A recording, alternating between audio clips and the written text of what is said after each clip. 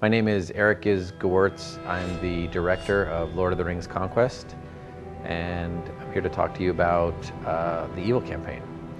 One of the things we wanted to do at the beginning of this game, we knew for Lord of the Rings Conquest that we wanted this game to have the epic feeling from both sides of the battle from Lord of the Rings.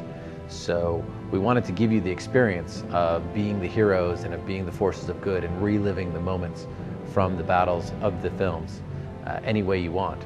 But at the same time, we wanted to be able to tap into those dark fantasies you've had of what happens if you were actually one of the warriors in Sauron's army. So building off that idea, we got inspired on this idea of an evil campaign. And what if you could play the evil campaign from the side of the bad guys and really experience what it would have been like to conquer Middle-earth for the forces of evil? So what we did is we started with the premise of what if Frodo had failed in destroying the ring. So in the evil campaign, you started at Mount Doom and you're trying to stop Frodo from destroying the ring. You get there just before he's about to drop the ring into the cracks of Doom. You defeat him and you deliver the ring to Sauron. And what this does is make Sauron powerful again. And he's able to rally his forces and drive the forces of good outside of the Black Gate and into Middle-earth. And as the forces of good kind of retreat and the armies of West retreat back to Minas Tirith and to Rivendell and all these fortresses of good, the evil forces trail along beside them. The other idea is that now that Sauron is powerful again, he's able to resurrect his generals. So he resurrects the Witch King and Saruman and even Balrog.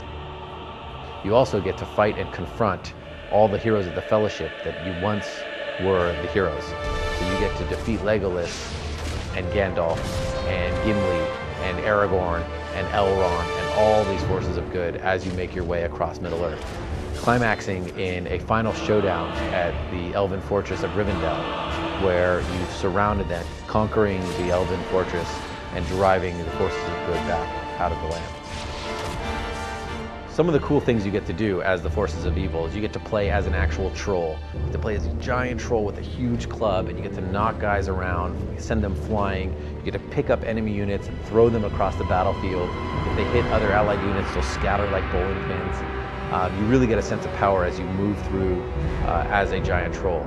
You get to ride the massive wargs, those wolf-like beasts from the films, trampling enemies underfoot. You've got a giant sword, and you're cutting down guys left and right as you cross the battlefield on this giant wolf beast. You get to ride the actual Oliphants. You get to trample them. You get to use the tusks to knock guys left and right. You get all the tools of siege mechanics that the forces of evil had. You get to use those giant siege towers that assaulted Minas Tirith. You get to use the enemy catapults, battering rams, ballista, all the tools of war at your disposal for the forces of evil. One of the coolest parts of being evil is actually getting to destroy the Shire.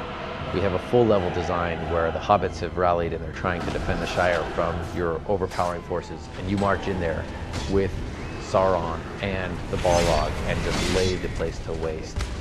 You get to fight Gandalf in this level. You get to command giant fell beasts swooping down from the sky, trolls and wargs as you kind of crush the forces of the Shire and drive the hobbits out of their peaceful homes.